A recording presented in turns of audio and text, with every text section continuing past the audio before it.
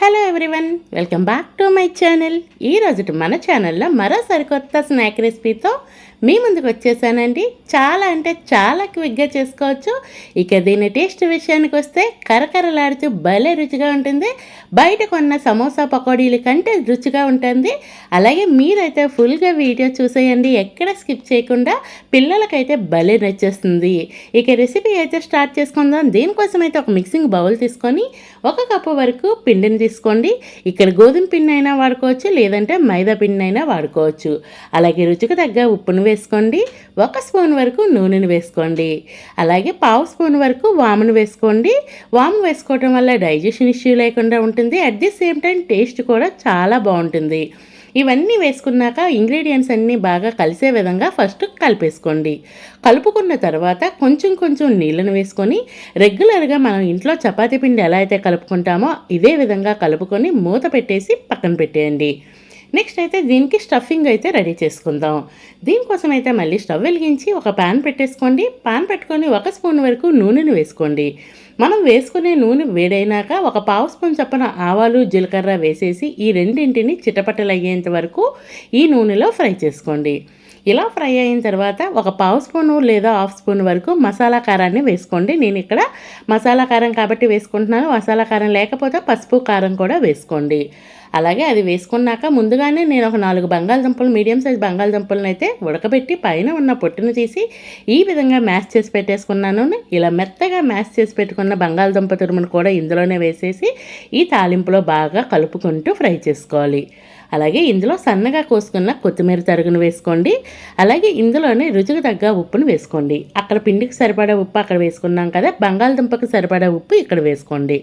వేసుకొని మళ్ళీ ఈ ఉప్పు అంతా బాగా కలిసే విధంగా దీన్ని కలుపుకుంటూ ఫ్రై చేసుకోండి. ఇలా కాస్త దగ్గర పడిన తర్వాత ఇందులో 1/2 స్పూన్ వరకు గరం మసాలా లేదంటే మ్యాగీ మసాలా, చాట్ మసాలా ఉంటే వేసుకోండి. టేస్ట్ అయితే బాగుంటుంది, లేకపోతే స్కిప్ చేసేయండి. వేసేసి అది కూడా బాగా కలిసేంత వరకు కలిపేసి ఫ్రై చేసుకోండి. అలాగే ఈలోపైతే మీకు చిన్న రిక్వెస్ట్ అండి, మన ఛానల్ ఇంతవరకు ఎవరైనా సబ్స్క్రైబ్ చేయకుండా చూస్తే ప్లీజ్ అండి సబ్స్క్రైబ్ చేయండి. వీడియో నచ్చితే లైక్ చేయండి. ఖచ్చితంగా మీ ఫ్రెండ్స్ అండ్ ఫ్యామిలీ మెంబర్స్కి షేర్ చేయండి. అలాగే అలా కుక్ అయిపోయిన తర్వాత దాన్ని కూడా ఒక సైడ్ పెట్టేయండి. నెక్స్ట్ ఈలోపే పిండి అయితే మనకి బాగా నాని ఉంటుందండి. ఇలా నాని ఉన్న పిండిని ఇలా చిన్న చిన్న బాల్స్ లాగా అయితే రెడీ చేసి పెట్టేసుకోండి. ఇలా రెడీ చేసి పెట్టుకున్న బాల్స్ని ఒక బాల్ని తీసుకొని పొడిపిండి జల్లుకుంటూ చపాతీలాగా అయితే చపాతీ కర్రతో రోల్ చేసుకోండి. ఇక్కడ చపాతీ మరీ పలుచగా ఉండకూడదు, అలానే మరీ మందంగా ఉండకూడదండి. జస్ట్ నేను చూపిస్తున్నాను చూడండి, ఈ విధంగా రెడీ చేసుకుంటే సరిపోద్ది. అలా చపాతీ రోల్ చేసుకున్న తర్వాత ముందుగా మనం బంగాళదుంపను అయితే బాగా ఫ్రై చేసి పెట్టుకున్నాం కదండి, దానిని ఒక గరిటె కర్రీని తీసుకొని నేను వీడియోలో చూపించిన విధంగా చపాతీకి ఒక భాగం మాత్రమే ఇలా మొత్తం ఈవెన్గా స్ప్రెడ్ చేసుకోండి. స్ప్రెడ్ చేసుకొని ఇటు నుంచి ఇటు తిప్పేయండి. చూపిస్తాను చూడండి, నేను చెప్పేదానికంటే నేను చూపించేది అయితే మీకు కరెక్ట్గా అర్థమవుతుంది. వీడియోలో చూపించిన విధంగా అలా ఒక దానిపైన ఒకటి వేసేసి ఇలా స్ట్రిప్స్ లాగా అయితే పిజ్జా కట్టర్తో కానీ లేదంటే చాక్తో కానీ ఇలా తిన్నంగా కట్ చేసుకోండి. కాస్త సన్నగా కట్ చేసుకోండి, బాగుంటుంది. ఇలా కట్ చేసుకున్న తర్వాత నేను ఇక్కడ ఒక పెన్సిల్ యూజ్ చేస్తున్నాను. పెన్సిల్ పెట్టి మధ్యలో పెన్సిల్ పెట్టేసి అటు నుంచి ఇటు నుంచి జడలు ఎలా అయితే అల్లుకుంటామో అదే విధంగా అయితే అల్లేసుకోవాలి. చూస్తున్నారు కదా చూడటానికి ఎంత బాగుంటుందో, టేస్ట్ కూడా కరకరలాడుతూ భలే రుచిగా ఉంది. ఈరోజు సాయంత్రం అయితే ట్రై చేయండి. మీ పిల్లలకి కాదు ఇంట్లో అందరికీ చాలా బాగా నచ్చుతుంది. చాలా ఎంజాయ్ చేస్తూ తింటారు. ఇలా అన్నింటి ఇటువైపు నుంచి అటువైపు నుంచి అల్లేసి చివరన కాస్త ప్రెస్ చేసిస్తే స్టిక్ అయిపోద్ది. స్టిక్ అయిపోయిన తర్వాత మనం పెట్టిన పెన్సిల్ తీసేస్తే కిందకి వచ్చేస్తుంది. ఫైనల్గా అయితే ఇలా రెడీ అయింది కదా, అన్నింటినీ ఇదే విధంగా రెడీ చేసుకున్నాక మీకు మళ్ళీ చూపిస్తాను. కాస్త పెద్దది చేసుకున్నాను, అలాగే చిన్న సైజులో కూడా చేసుకొని వీటిని సైడ్ పెట్టేయండి. అలాగే నెక్స్ట్ అయితే స్టవ్ వెలిగించి ఒక డీప్ ఫ్రైకి ఆయిల్ పెట్టేసుకున్నాను. కళాయి పెట్టేసి ఆయిల్ వేడైనాక వేడి ఆయిల్లో వీటిని వేసుకొని medium to high flame adjust చేసుకొని మంచి కలర్ వచ్చేంత వరకు వీటిని ఫ్రై చేసుకోవాలి. మరి హై ఫ్లేమ్లో పెట్టేయొద్దండి. హై ఫ్లేమ్లో పెట్టేస్తే ఏంటంటే మనం పెట్టుకున్న స్టఫింగ్ అనేది మరి డార్క్ కలర్ వచ్చేస్తుంది. అలాగే వీటిని చుట్టూ ఉన్నది ఫ్రై అవ్వదు.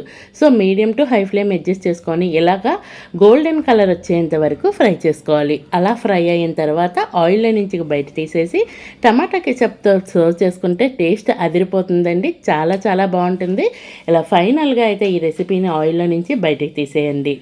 అలాగే నెక్స్ట్ ఇంకొక వాయి కూడా ఇదే విధంగా ఫ్రై చేసుకున్నాను. ఫైనల్లీ మన రెసిపీ అయితే రెడీ అయిపోయింది. చూస్తున్నారు కదా, లుకింగ్ ఎమ్మీ కదా, టేస్ట్ అయితే అద్భుతంగా ఉంది. ఒకసారి ట్రై చేసినాక రెసిపీ ఎలా వచ్చిందో కంపల్సరీ కామెంట్ బాక్స్ ద్వారా తెలియచేయండి. అలాగే వీడియో నచ్చితే కనుక మీ ఫ్రెండ్స్ అండ్ ఫ్యామిలీ మెంబర్స్కి షేర్ చేయండి. మన ఛానల్ ఇంతవరకు సబ్స్క్రైబ్ చేసుకోకపోతే ప్లీజ్ అండి సబ్స్క్రైబ్ చేయండి. Ready to eat. Thank you for watching. Please do subscribe to my channel. Thank you. చూస్తున్నారు కదా, షేప్ అయితే హైలైట్ వచ్చిందండి. రెసిపీ ఇంకా బాగుంది, ట్రై చేయండి.